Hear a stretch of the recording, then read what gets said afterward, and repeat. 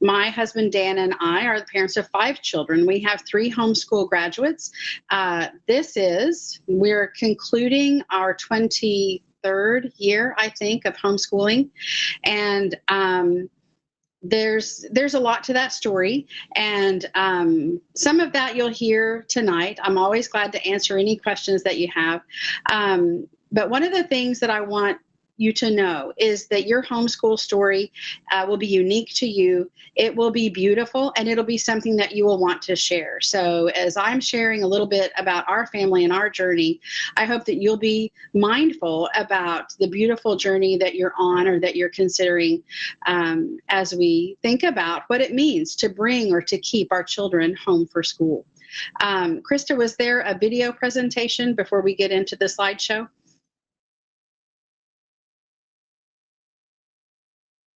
And you're muted, Krista. Yes, I was just thinking, I got distracted and we did not play our video.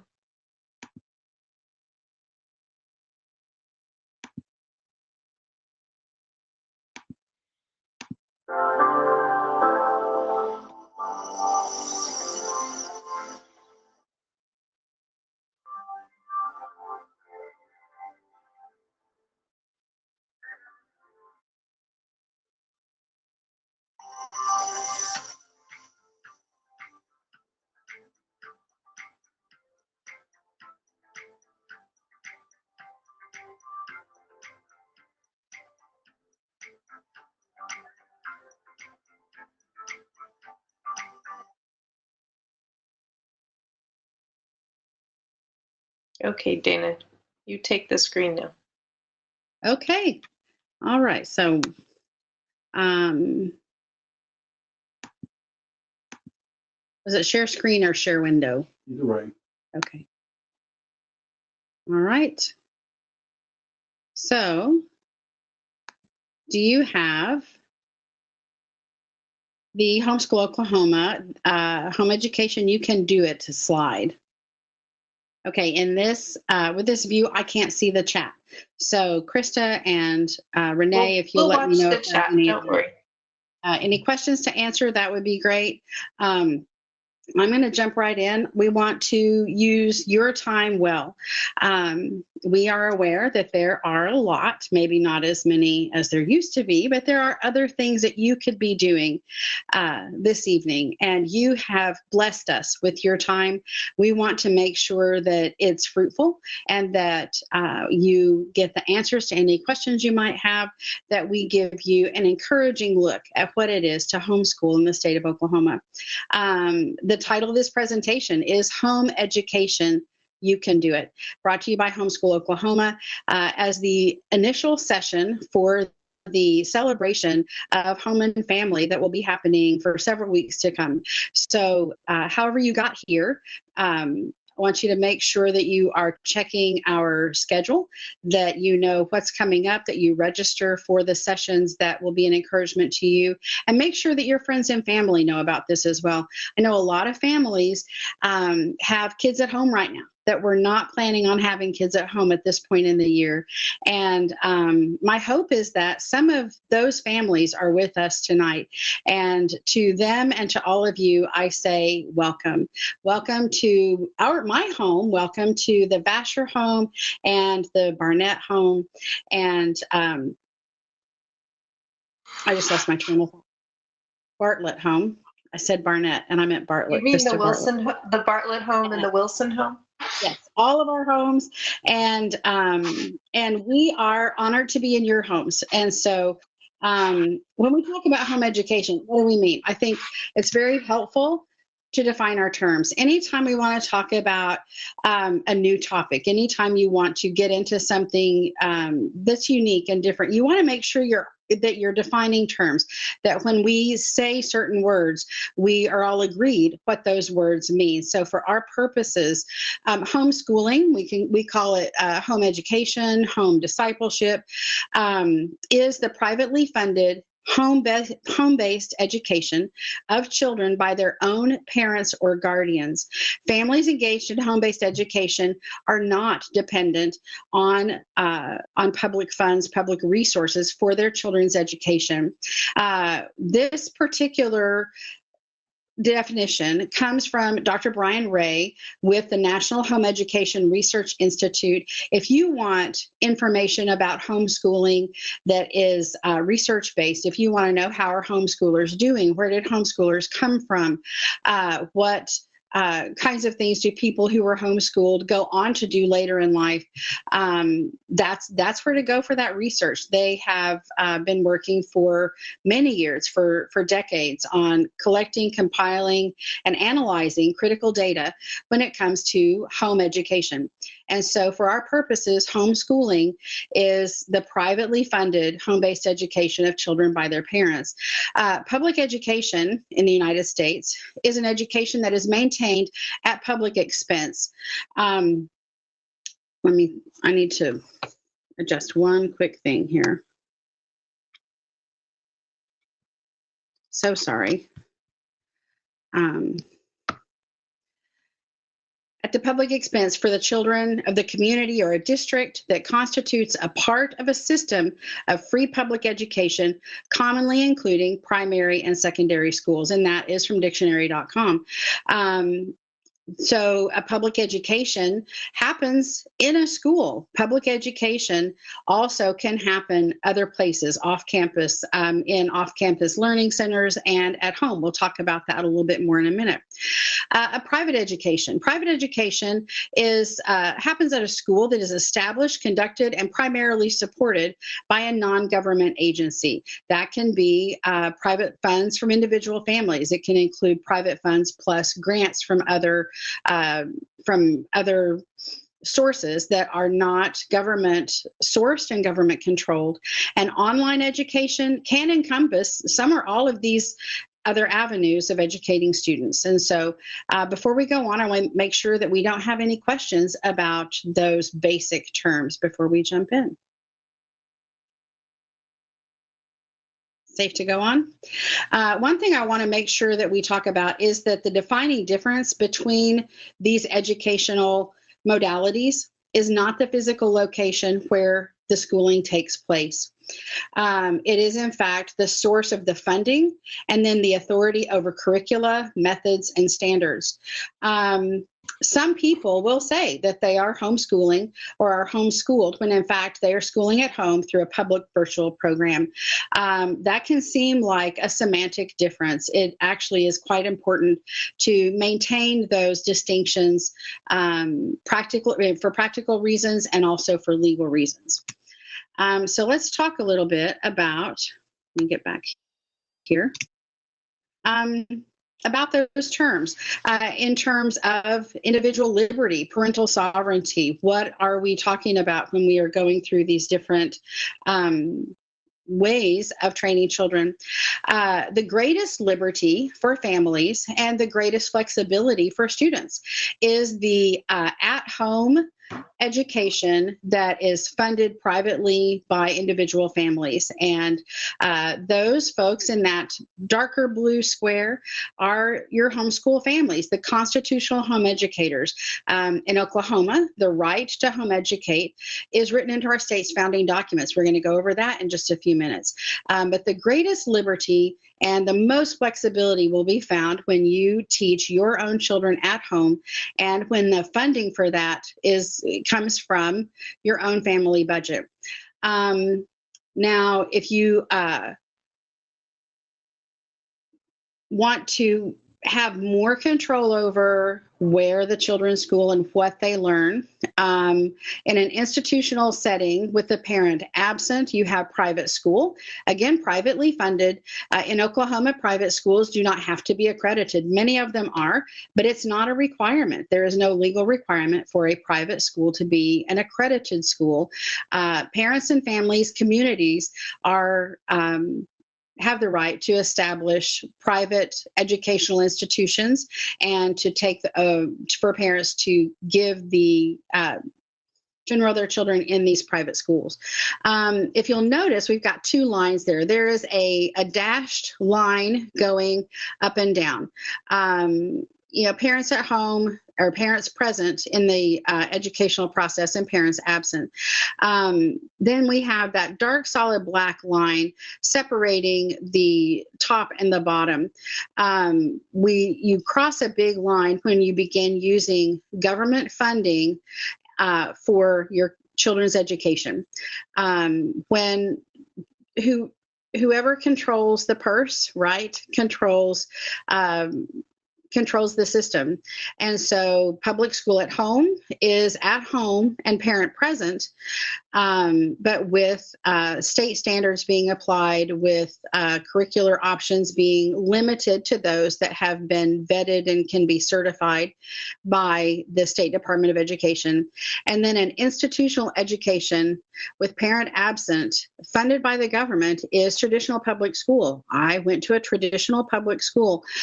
Chances are the majority of us here tonight went to a traditional public school. Public schools are necessary. We as a society have a vested interest in having an educated populace.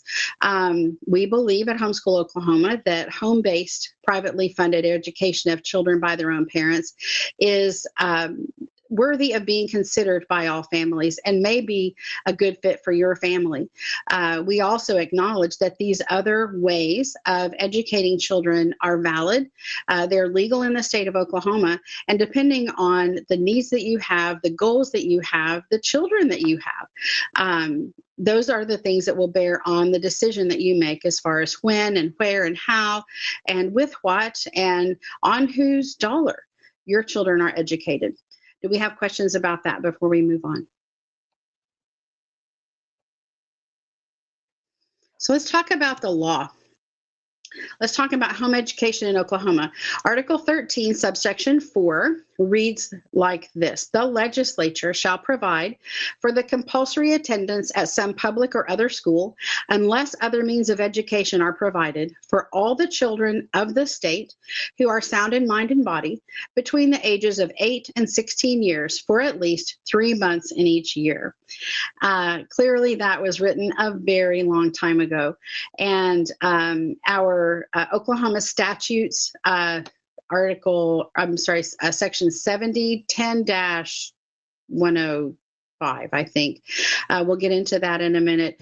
Talks specifically about the current requirements for compulsory education as far as ages and how many days of instruction, that sort of thing. But what I want to touch on here is that the men who were charged with authoring Oklahoma's founding documents had very good reason for including this little phrase that I've highlighted in red: other means of education are provided. It seems evident that the other means of education language is directly applicable to homeschooling, since it was added for the specific purpose of protecting the right of parents to choose to homeschool. In 1907, during the Oklahoma Constitutional Convention, one of the delegates, Mr. Buchanan, proposed that the phrase, quote, unless other means of education are provided, be added to Article 13, Section 4. Favorably responding to Mr. Buchanan's proposal, another delegate, Mr. Baker, suggested, I think Mr. Buchanan has suggested a solution. A man's own experience sometimes will teach him. I have 2 little fellows that are not attending a public school because it is too far for them to walk, and their mother makes them study 4 hours a day. As a result of this discussion on homeschooling, the other means of education language was added to Article 13, Section 4. Oklahoma's Constitution is a wonderful document. If that's not something that you've ever taken the time to peruse, it is worth your time.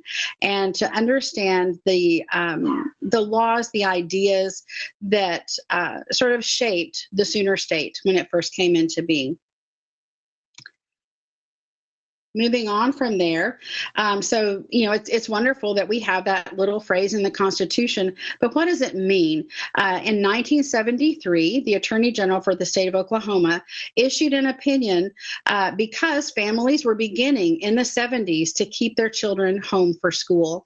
And so the process to receive an Attorney General opinion is usually a legislator or other public policy maker that will pose a question to the Attorney General of the state. The Attorney General will research the question and answer it within the guidelines of current state law, the state constitution, and so forth. And so in 1973, the Attorney General recognized the right of parents to carry out this responsibility through homeschooling, quote, so long as the private instruction is supplied in good faith and equivalent in fact to that afforded by the state. Now, equivalency has never been defined by any court or any Attorney General opinion, nor is equivalency mandated by law. However, it seems clear that the point of the Attorney General opinion is that homeschooling must not be used as subterfuge for truancy. The Oklahoma compulsory attendance statute does not require that a private school be accredited by the State Department of Education or that a private tutor hold an Oklahoma teaching certificate. So long as the private instruction is supplied in good faith and is equivalent in fact to that afforded by the state. The divine right of parents to direct the education and upbringing of their children has been upheld across the United States of America and right here in Oklahoma. Your children are yours to train, yours to educate, yours to rear in the values, the morals, the ideas that you think are important for them to develop. The detailed guidelines and explanations of these are on our website. So if you haven't yet, I hope that you'll bookmark www.homeschooloklahoma.org and take a look at the laws there. If you have questions about what it means to homeschool legally in the state of Oklahoma, please send us an email. I have all that information, our contact information at the end of this slide presentation, but if you're taking notes, you can send an email to team, T-E-A-M, at homeschooloklahoma.org. So, what is not home education? Publicly funded off-campus school options are legal, and for many families, they can be a good fit. While parents may exercise some control over course content, ultimately the authority rests with the state Department of Education. This is an important legal and practical distinction, and it's why Homeschool Oklahoma uses the term public school at home to identify families using public funds for their home-based education. The examples that we have around here are K-12, Epic Charter Schools, you name it, Virtual Academy. I know there are some others that you all can think of. And they are valid choices. They are also not home education. I want to take a moment and introduce you to Homeschool Legal Defense Association.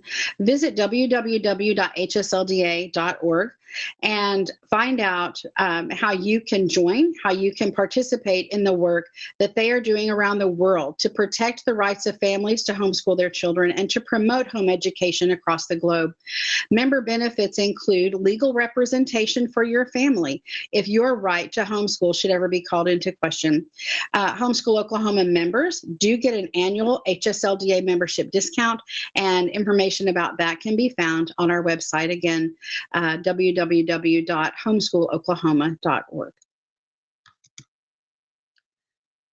When you begin to think about teaching your children at home, we talk about rights, we talk about responsibilities. I've gone into some detail on your right to homeschool your children.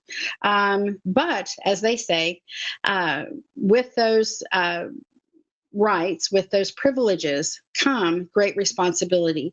Get to know the Oklahoma Constitution. Know why it is safe, why it is legal for you to homeschool your children. Have a plan. We're going to talk a little bit about developing a plan. But we believe very strongly, and we have seen many times, that it is for lack of a plan, lack of a vision, that we often fall short. And so your plan doesn't have to be etched in stone.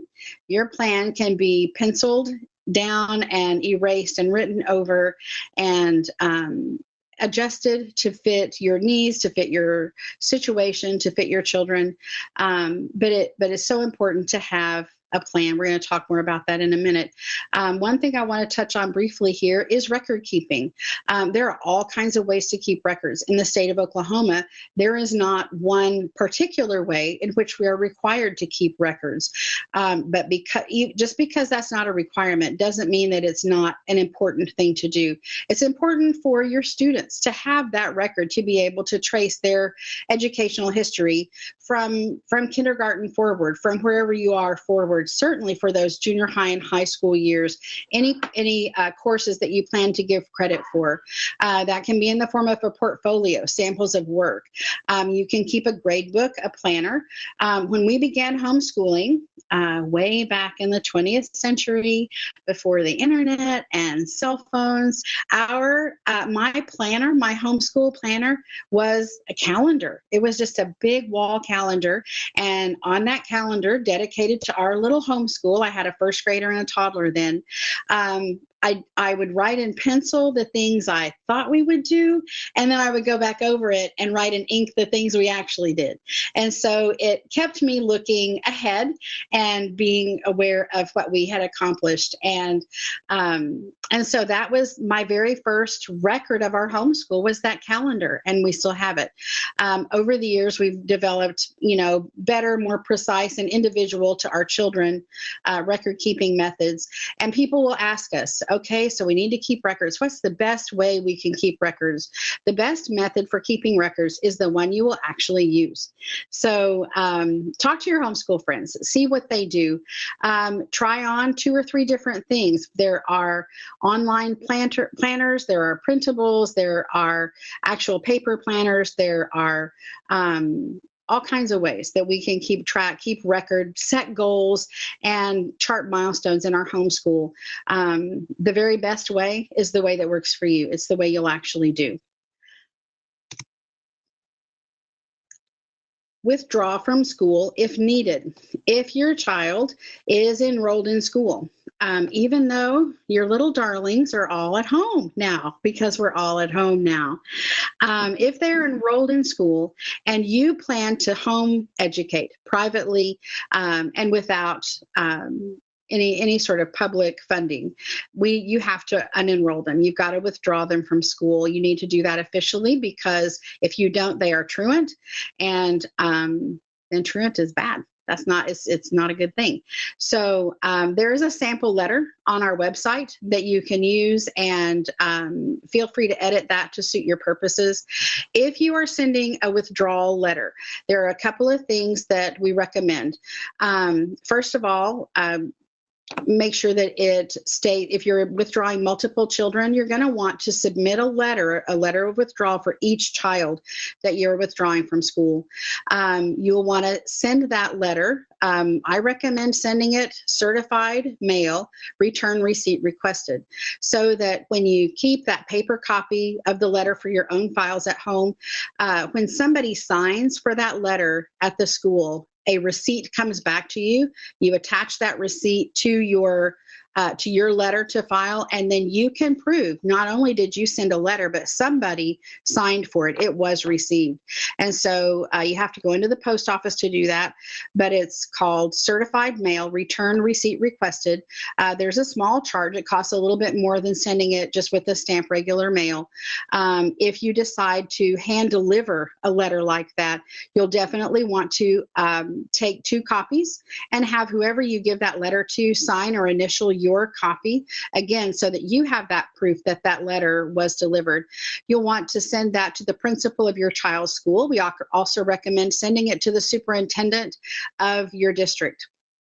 And so if you have questions about withdrawing from school, feel free to ask those in the chat. If you want to talk to one of us about it later, we're happy to visit with you by telephone or by email. There are lots of ways to get in touch with us.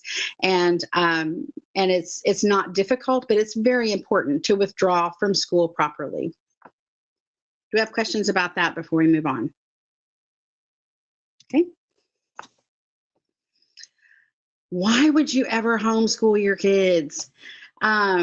So many reasons to homeschool. I hope that you're beginning to think about not just, should we homeschool or could we homeschool, but why? Why would we do such a thing? These are some reasons that we homeschool, those of us in Homeschool Oklahoma. We as parents are the main influence on our children. We know our children better than anyone else. In our family, we have 5 children. 2 of our children were born with multiple disabilities, unrelated to each other. They are related to each other, but the disabilities aren't related to each other. Anyway, all that to say, 2/5 of our kids have some extra challenges when it comes to education. And one of the things that I appreciate most about having homeschooled them, they've both graduated now, is that as their mom, I could tell when I needed to just push a little harder. They needed a little bit more encouragement, a little bit more pressure to get over a hump. But I could also see when the little shoulders droop, when they're tired, when they need a break, when they need to change activities. They know when to push, when to lean in, and we know when to back off.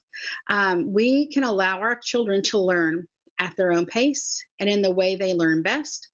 For our family, it was very important to impart our Christian faith to our children.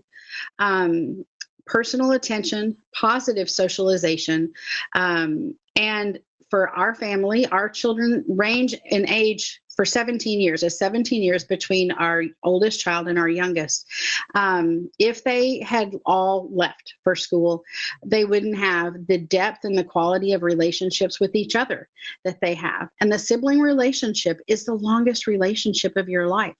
It predates your marriage and your own children, and it outlasts, Lord willing, the relationship with your own parents. And so fostering healthy, life-giving, God-honoring sibling relationships is one of the main benefits of staying together as a family for the school day. Why would we homeschool? We would homeschool to nurture the love of learning. It's one thing to read the chapter, answer the questions, take the quiz, and move on.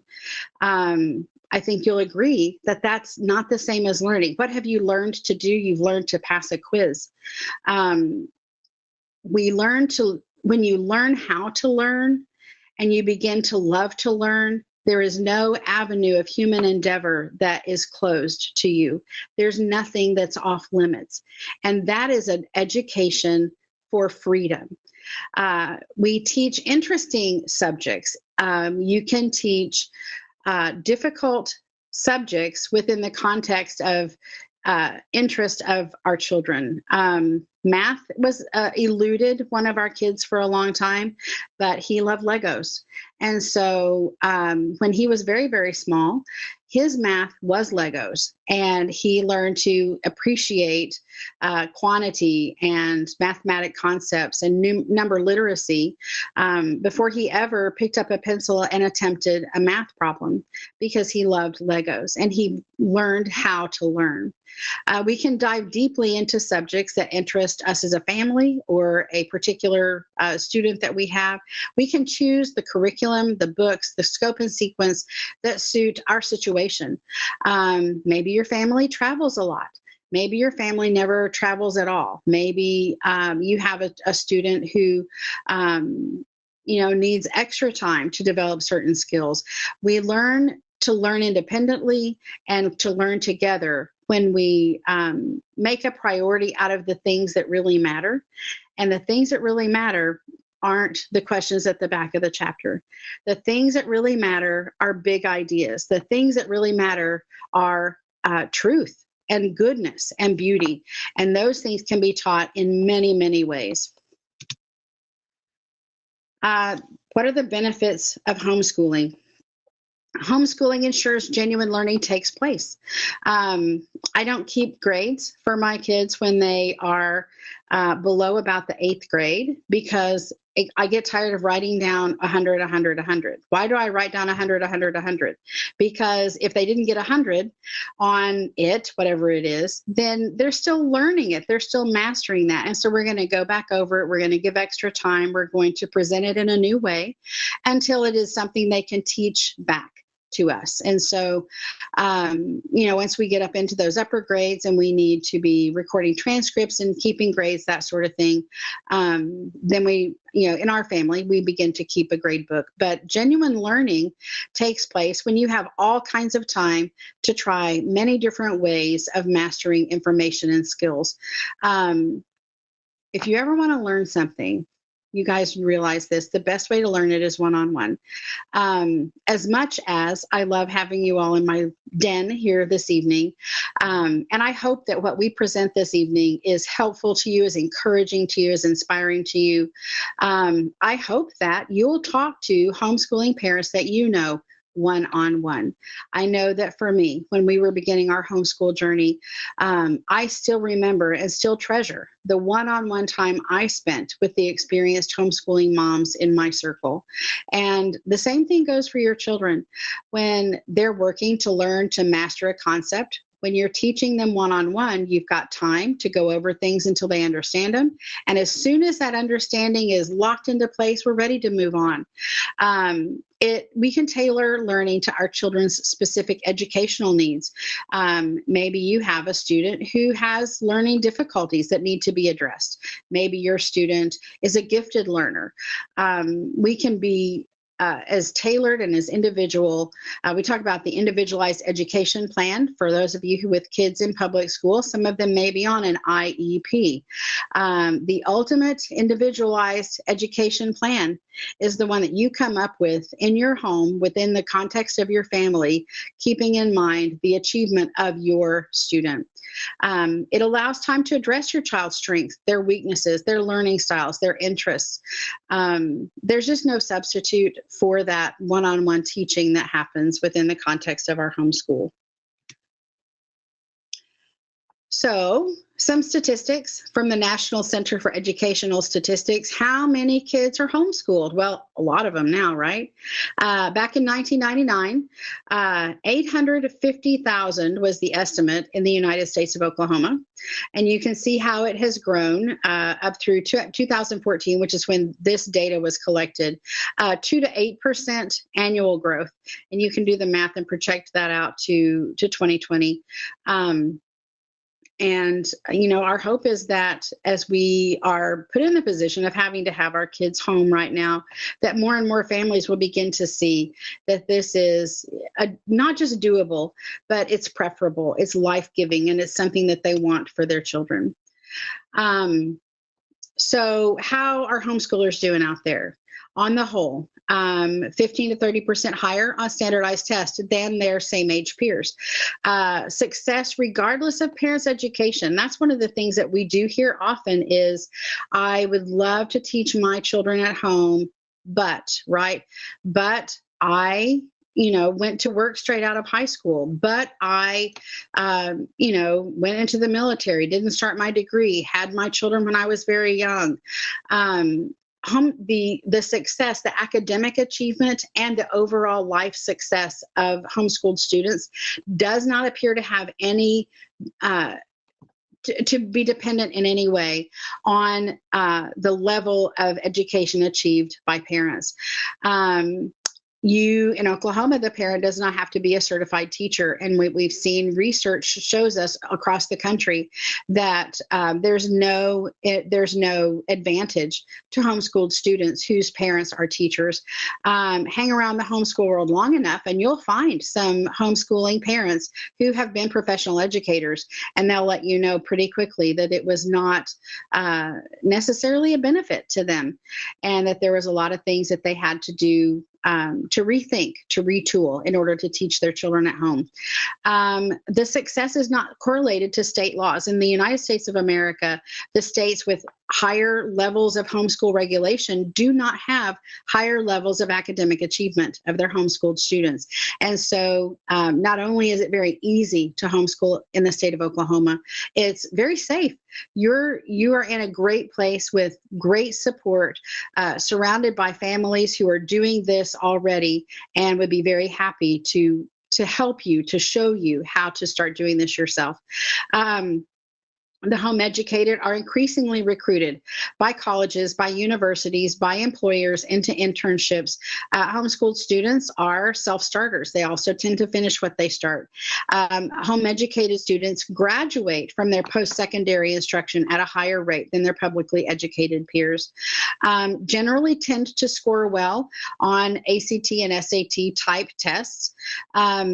And one of the things that I'll remind students is that, the ACT, the SAT, they don't measure those things about you that are eternal and significant. That said, for students who do desire a career that requires a college education, being able to get through that entry point, through those college entry exams, is a tremendous benefit. And in general, the home educated do score above average their publicly educated peers on those college entry exams. So how do we measure up? This is interesting, and I'm not going to read it all to you, but I'll leave it there in case you want to do a little screenshot. This was from the Homeschool Progress Report 2009. So it is about 10 years old. And that said, we've got homeschool students versus public school students in reading, language, math, science, social studies, core competencies, and their composites. If you have questions about that, or you want to know more about homeschooled students and how they measure up to their publicly educated peers, I hope you will visit the National Home Education Research Institute. That is www.NHGRIorg.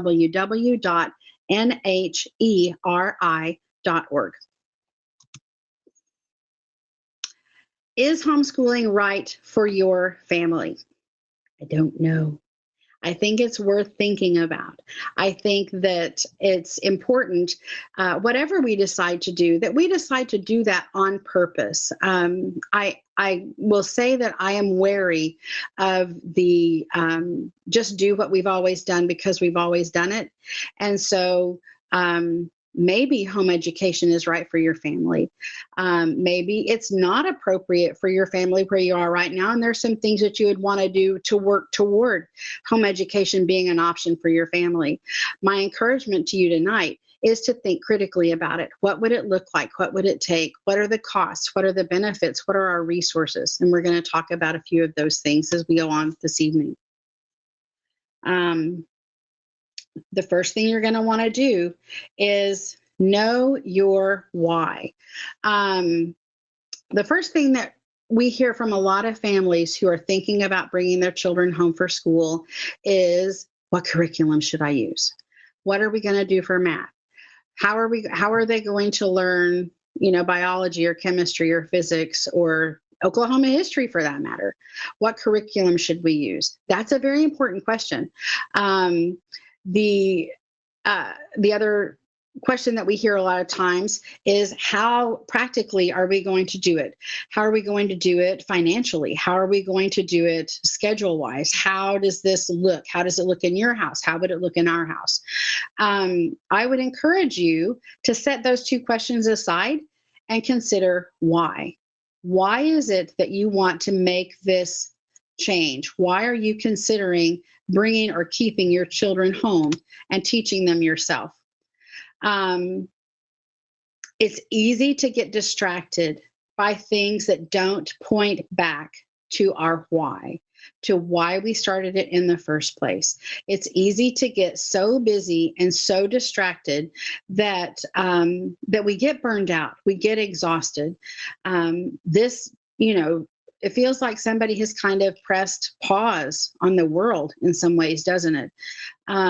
This gives a great opportunity for parents to reflect on a lot of things, on a lot of the choices that they're making in their family. Are the things you're currently doing helping you get where you want to be as a family with your children? Think long term, think end game. So here's a little newsflash for you. You're not raising children, are you? You're raising adults. You're raising moms and dads for your grandkids, right? You're raising business owners. You're raising employees. You're raising legislators. You are raising adult members who are going to take over this society. It's a very profound gift and a responsibility. Bringing our kids home for school helps us to live our why as a family. And while we're home, while we've got these kiddos around us, take some time, keep a piece of paper, keep a notebook handy, and think about why. Why does our family exist? What are we here for? What's our thing? What do we do? What makes us who we are? Know your family dynamics. Everyone's family will be different. There are families who successfully homeschool, and they are the sort of the prototypical two parents, mom and dad. Dad goes out to work, mom stays home and keeps the kids and does the schooling. That is one family dynamic. It's by no means the only one. And if that is not your family dynamic, then that's okay. There are widowed parents who homeschool successfully. There are single parents, divorced parents, blended families, grandparents who homeschool their grandkids. Be flexible when you're thinking about how your family will look as a homeschool family. Understand that life happens and that there are interruptions, but that those interruptions are as educational, as beneficial as the math page that you had thought you would be doing before, the water heater exploded, right?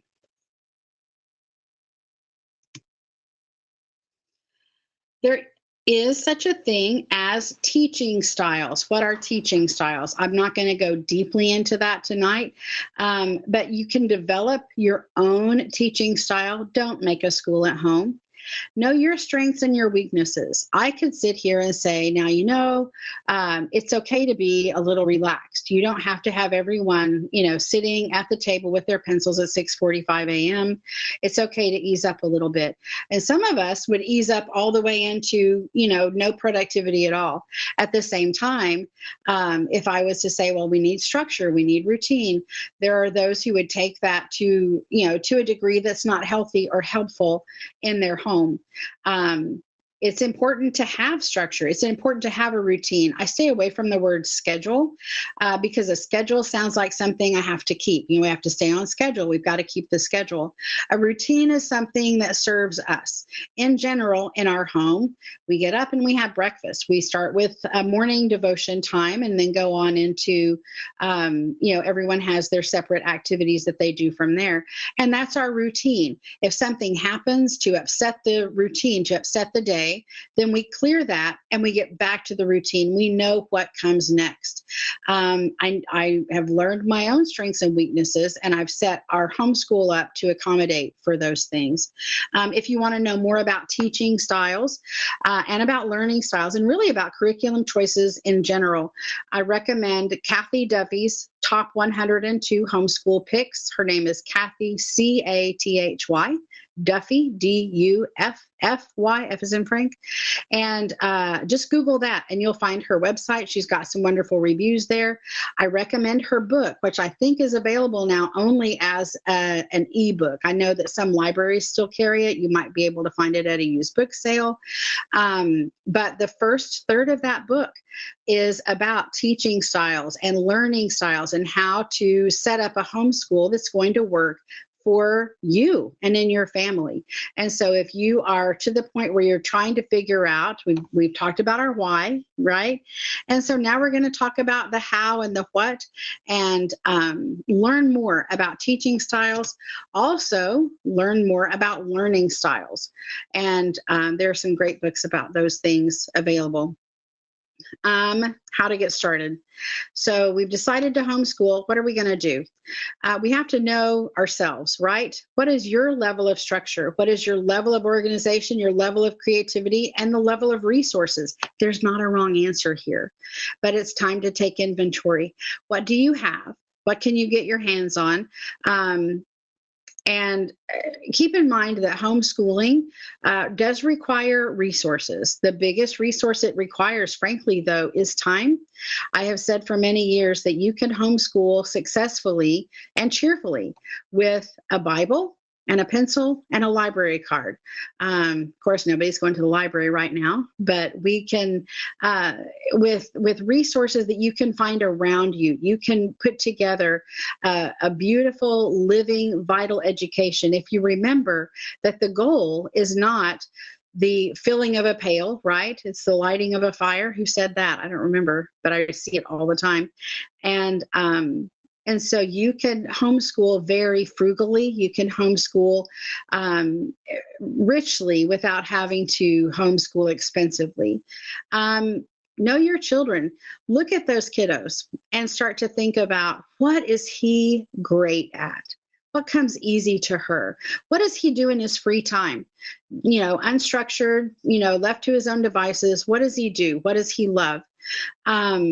And you'll start getting some insights into how to craft an education, how to set up a homeschool that is going to be a life-giving experience for you and for your children.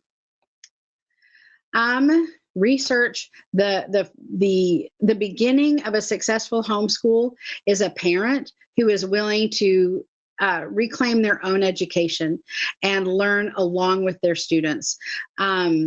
There are online resources. There are wonderful books available from the library. If you would like some book recommendations on specific subjects, you can let us know that here in a few minutes. We're going to open it up for questions. And the more you commit to your own education as a teaching parent, the more peaceful your homeschool will be, and the more confident you will be as you make course corrections, make adjustments, make changes to suit your children. So, there's a slide I didn't fix that says OCHEC. As you know, Homeschool Oklahoma was up until a year ago known as OCHEC. Become a member at homeschooloklahoma.org. I will fix that slide. And then the Homeschool Legal Defense Association. Become a member there at hslda.org. And if you have questions about those things, we're happy to answer them. I alluded to learning styles a little bit ago when we were talking about teaching styles. In general, people prefer to assimilate information either auditorily, they remember more of what they hear, visually, they remember what they see, or kinesthetically, they remember the things that they actually do. There's a wonderful book called The Way They Learn by Cynthia Ulrich Tobias. If you want to just Google that, I'll have somebody put that in the chat maybe. If the idea of learning styles is new to you and you want to know more about that, that's a great book that's been around for a long time. But again, that Kathy Duffy Top 102 Homeschool Picks talks quite a bit about learning styles and about identifying the learning strengths of our children. The next thing you're going to want to do, and you're going to find this pretty quickly as you begin your own self-education into homeschooling, there are a lot of ways to homeschool. When we decided that Hannah, our oldest daughter, was not going to be a good candidate for the first grade classroom in our little rural Oklahoma school back in 1997 or 6, whatever it was, maybe 97. I went to our library, our very small town library, and I checked out all 6 or 8 books that they had on homeschooling. And that was the first thing I learned, was that there is more than one way to homeschool. These are a few of the ways: traditional, correspondence, unit studies, classical, eclectic, unschool, high-tech, Charlotte Mason, Montessori, independent learners, notebooking, and junior and senior high students have the option of VOTEC, concurrent enrollment, CLEP tests, AP courses, all those sorts of things. There is there's no need for you to master all of that now, but we have more. If you want to visit the website, www.oklahomaomeschool.com. It's very similar to ours. It's not exactly the same. There's a worksheet there that you can use to sort of identify the type, the method, or the option of homeschooling that might fit your family. And that's Oklahomaomeschool.com. And there's a little getting started tab, and they've done a great job of putting together some get things up and running type resources. Your homeschool is as diverse as your family. Meet the family who world schools their children by traveling full-time. How wonderful would that be? There's no wrong way. There's no absolute perfect way. I will tell you that homeschooling is not a guarantee that things are going to turn out a certain specific way. I will tell you that homeschooling is difficult and rewarding. It's worth everything we've put into it, and we have reaped far more benefits than we could have ever dreamed. Do make a plan. We have a wonderful handbook that we are happy to send you as an electronic document, as a PDF. And then again, encourage you to find an approach to homeschooling that works for you, that resonates with you, and to start where you are. Make the plan and then do what? Work the plan. What time should your house start? Are you a bunch of early birds and between 5 and 6 and ready to start lessons at 7? Fantastic. You have older children, maybe teens, that do require a little bit more sleep. Maybe their day starts a little later but goes a little later. When our now graduates were teens, they would often work after the dinner hour because they were more alert and more interested in what they were doing later in the day. Where will we study? Set up a place that is comfortable, relatively free of distractions, and set your students up for success. And if you want to know about homeschool organization, I'll tell you there are blogs more than you can read in a lifetime. And there's so much out there for setting up a homeschool study area that works where you are. How many subjects will we cover? Are we going to do all 6 or 7 every single day? Are we going to have 2 days of history and 2 days of science? So many ways to do that. Figure it out. Pick a place to start and then be willing to make those adjustments. Take time to assess what's working well and keep it, improve on it. Take those things that aren't working and make them better. What extra activities will we participate in? Word to the wise, the answer should not be all of them. The success of your homeschool does depend, I think, in part on spending some time at home, resisting the urge to do everything that's available out there for homeschoolers. What about a co-op, a cooperative learning opportunity where you might get together with other families once a week or so for maybe enrichment classes, maybe some core classes, other activities or sports? Do you have older children while you are still having preschoolers and littles and babies? That plan looks very different than the family whose children are all, able to fix their own bowl of cereal, right? Accept the fact that your to-do list will never be complete. And so while you're whittling away at it, make relationships the centerpiece of your life.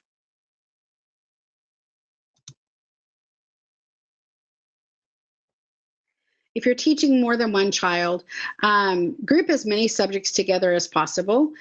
Literature is a great one. History is another wonderful subject that can be taught to many ages at once. Vary the teaching strategies. Older children can help teach the younger ones. That frees up mom. It also reinforces the learning of the older children. You've really grasp something when you can explain it to someone else and they understand. And then plan independent work for older children and let them know that while you are available and able to answer their questions, that you expect them to make an effort on their own. What about your preschoolers, your littles? Busy boxes that are only available during school hours can keep little hands busy. Include them whenever possible in what you're doing. They are a part of the family. They are not a distraction. They are, placed in your family for a purpose. Give them a purpose, and then encourage those nap times, those afternoon rest times, and figure out a way to use those to your advantage, whether it's in teaching your older children or everybody taking a little break so that mom can get a little breather in the middle of the day as well. What about high school? I mean, we can all do like the early stuff, right? The ABCs, the 1, 2, 3s. We'll all read our little readers, and we'll do our salt dome maps of the Nile River. But high school is where stuff gets real, isn't it? Can you homeschool high school? Absolutely. And we have a whole webinar, a whole seminar, one of these dedicated to homeschooling high school. I think it's coming up in 2 weeks or 3 weeks. And so if that's a concern that you have, even if your kids are still little, I would encourage you to listen in on that and be encouraged. So many resources out there for homeschooling your kids all the way through high school, from distance learning, to concurrent enrollment in colleges. I would encourage you to learn along with your students. Maybe it's been a while since Algebra 1 or since biology. Get a great text that you're going to enjoy, and reclaim your own education as you teach your children. Let's talk about the high school diploma. What happens to a homeschooled kid who graduates? Is their diploma any good? In the state of Oklahoma, home education is legal and a valid choice. Your child will not receive an accredited diploma from your homeschool, but their diploma is legal and it's valid and it's recognized in most sectors. If your child has plans to do something after high school that requires an accredited diploma, the sooner you know about that, the better off you are. And there are ways to get accredited diplomas while schooling at home. But it pays to think ahead, to start thinking and talking with our students about where they see themselves as adults. What role do they see themselves playing in society? How can we set them up so that they can step into that with confidence? I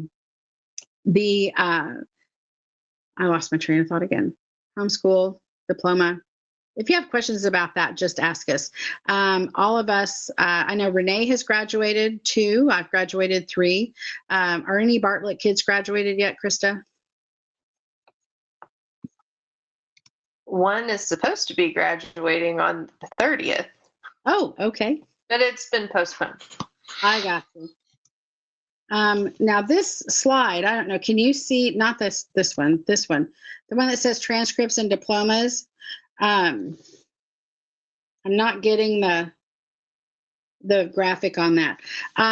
You create your student's transcript yourself.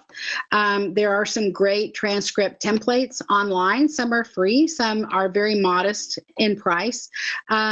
Ultimately, an Excel spreadsheet works. And if you want something a little bit more user-friendly, you want to know more about how to develop that transcript, those diplomas, we do cover that in the handbook and in some detail. I don't want to bog us down on that tonight necessarily, although if you have a specific question about transcripts and diplomas, please feel free to ask that in the chat and we will definitely get it covered. What about college? Well, these are colleges that have accepted homeschooled students, and there aren't enough slides to contain the colleges, the universities, the trade schools that welcome homeschooled students. If you have questions or you're having difficulty helping your child make the transition from your homeschool, high school into college, please let us help you with that. A lot of us have been on that path before, and we are very, very happy to help you navigate those waters. I will say too, on talking about about high school and transcripts and moving on to college. If you haven't yet, you should navigate your browser over to the Home Scholar, HOME Scholar, SCHOLAR. That is Lee Benz. She has graduated her own students, and she has made a life out of encouraging homeschool families, helping them to make a plan for high school, helping them to track credits for high school, and to help their students transition out of high school and into whatever comes next, the mission field, the ministry, college, career, the military. And so if you're looking for specific help on just navigating high school with your kiddos, thehomescholar.com. So, I mean, I would homeschool, right? But I'm not qualified. I barely made it out of high school, or circumstances were such that I didn't graduate high school. Educate yourself, right? You can read, get busy, and provide for your children an opportunity that you didn't have. If you are awake and alive and can read your native language, you can homeschool, you can reclaim your own education. But I can't do it. Yes, you can. And for those of you who name the name of Christ, who call your families Christian, we are instructed to be actively involved in the training of our children in Deuteronomy 6, verse 7. I just don't have the patience. Well, here's a clue. None of us started out with all that patience, right? We can cultivate patience, just as we cultivate those other character traits, those other qualities that make our homes restful and loving and welcoming. We can cultivate patience. I'm all alone. There are co-ops, there are local support groups. Maybe there aren't any right where you live. I will tell you this: every co-op, every support group, every sports team, every band, every choir was started by a parent who wanted that for their child. And so if there's truly not a community where you are, then that's your opportunity to step in and start something that will bless families. I like my time to myself during the day. This is a season. This is also not a dress rehearsal. You don't get do-overs with these kids. We get one chance to do for them to give them the best we have. And understanding that the very best we have, the best you can bring to this job of parenting, of training, of homeschooling, is not sufficient. But the one who made them and who gave them to you promises to make up the difference between what you have for the job and what's actually required. We can find other ways to rest, to reflect, to enjoy our lives. You don't get another chance to parent your children. What are some other objections we hear? We hear my friends, in-laws, parents, neighbors are opposed to it. Okay. They are entitled to their opinion. Assume that they are coming from a place of love and concern, and be ready to give a good reason, a good answer. And ultimately, at the end of the day, the answer is, we've decided, isn't it? We've decided to homeschool our children. How do I know if my kids are getting what they need? The first job that you have is to determine what it is that they need. And then to assess the resources that you have to meet those needs, and then make a plan.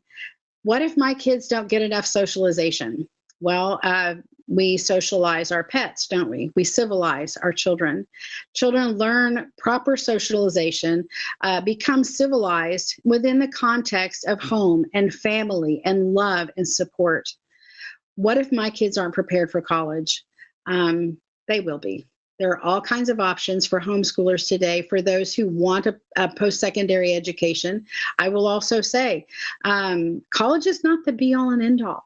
There are students who go to trade school and are earning, very comfortable salaries without ever having gone to college. They have a good education, a good base from their homeschooling. They know how to learn.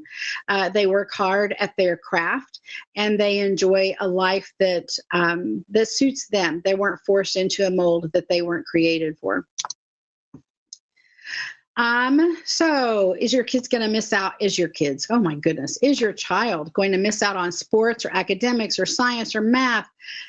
No. Don't look for a homeschool graduation this year. Join us in 2021, Lord willing, and we will offer a homeschool graduation as a part of our annual family celebration. But we have graduation. There are end-of-year celebrations, cotillions, dances, balls. These are the 2019 baseball seniors from the NOAA Jaguars signing college letters of intent. So homeschool kids play college sports. Homeschool kids dominate in robotics. Love science from an early age, science fairs, Model UN. Are you still on the fence? Are you still trying to decide? The monument to homeschoolers is supposed to be a picture of Mount Rushmore. And if you remember that all 4 of the men on Mount Rushmore were taught at home. Give yourself grace. You don't have to do everything. Do what you do with great love. Be excellent. Don't be perfect. And set your expectations. When you homeschool, the world is absolutely your classroom. But your expectations have to take in a view of reality. Our homeschools can be disrupted by little things, a leak that we didn't know, in the bathtub under the sink or whatever. They can be disrupted by really big things, by illness, by death.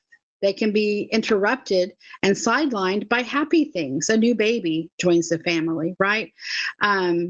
We want to be realistic, but we also want to know that the answer to these winds that blow into homeschool are not to send the kids away from the family, but to pull them in close, to work together to get through it and to move on stronger for it. Wrestle with the big ideas. Don't be afraid to ask yourself hard questions, to ask your kids hard questions, to answer their hard questions. No, you're not alone. We're here. You have Homeschool Oklahoma and the trustees and those of us who are excited to welcome families into this home education lifestyle. The purpose of life is not to be happy.